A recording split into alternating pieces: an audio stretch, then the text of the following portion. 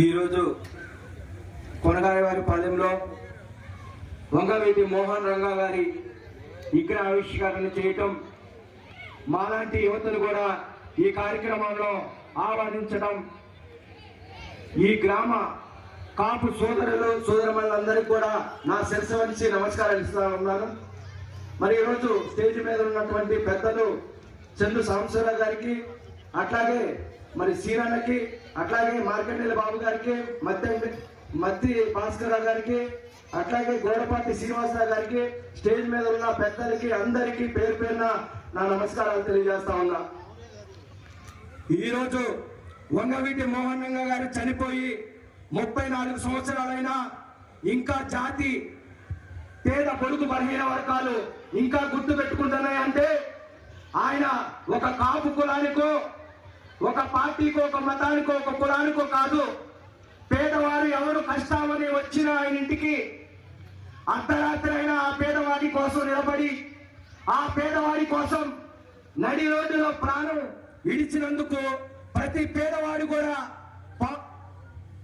వంగవీటి మోహన్ రంగా గారిని గుర్తు పెట్టుకుంటున్నారు.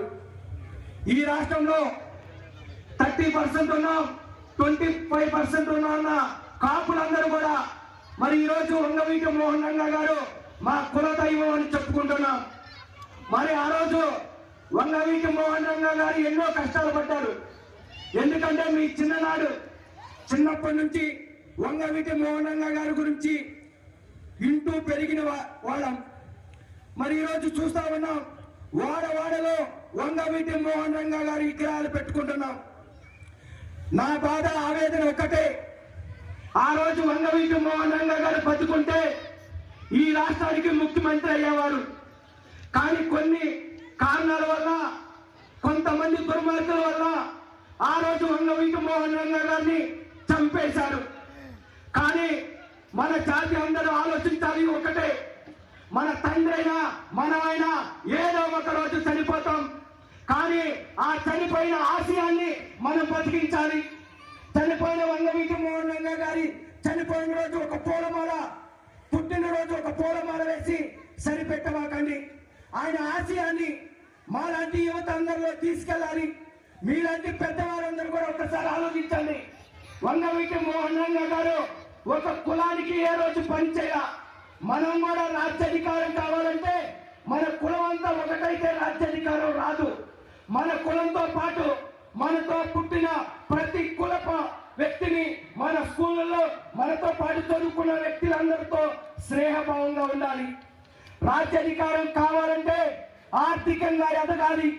ఈరోజు ఆర్థికంగా ఎదగకపోబట్టే కొన్ని కులాలు మనల్ని పాలిస్తా ఉన్నాయి, మనతో జెండాలు మోపిస్తా ఉన్నాయి, మనతో వాళ్ళ పల్లకీలు మోపిస్తా ఉన్నాయి.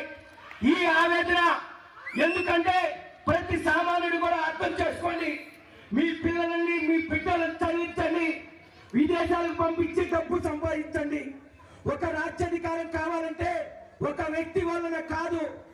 మనం అందరం అనుకుంటే మనతో పాటు పుట్టిన పేద బడుగు బలహీన వర్గాలను కలుపుకున్న రోజు రాజ్యాధికారం వస్తుంది. ఈ మాటలతో ఏదో ఏలవేసి ర్యాలీలు పెట్టి గోల చేయడం వల్ల రాజ్యాధికారం రాదు. ఒక్కసారి ఆలోచించండి. ఎందుకంటే నాలాంటి వ్యక్తి నేను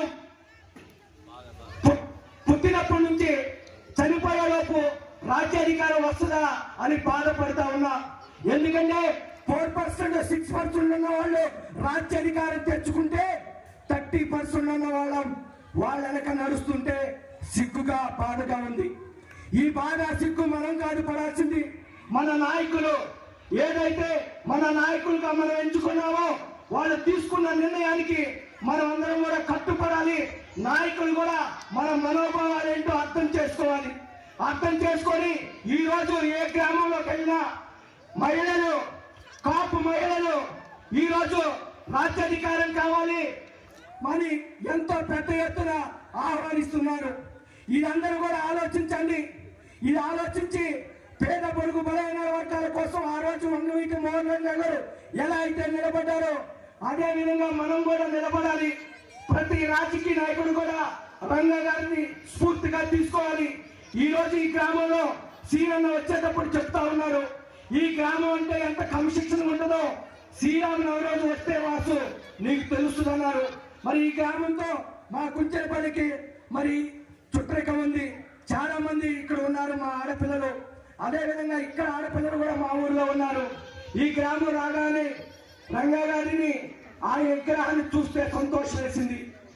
ఎందుకు పెట్టుకున్న మన గ్రామంలో వంగవీటి మోహన్ రంగా గారి విగ్రహం అంటే మన బిడ్డలు మన మనవాళ్ళు మన బిడ్డలు అడుగుతారు, ఎవరైనా ఈయన ఊరి మధ్యలో పెట్టారంటే మనం కులంలో పుట్టిన మానవుడు ఆయన ఏం చేశాడంటే పేదవారి కోసం ఆయన ప్రాణాన్ని ఇచ్చాడని చెప్పుకుంటాం.